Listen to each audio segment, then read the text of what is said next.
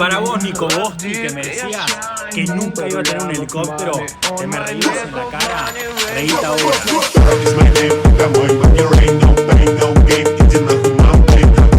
Y sabés lo mejor, que vuela, Gil. Así que nada, para los que todos quieren comprar un helicóptero, se lo compré a Nico Bosti, Pilar Cars, súper recomendado. Me salió $280.000. Es una nave, realmente es una nave. Vamos para la frontera con este año.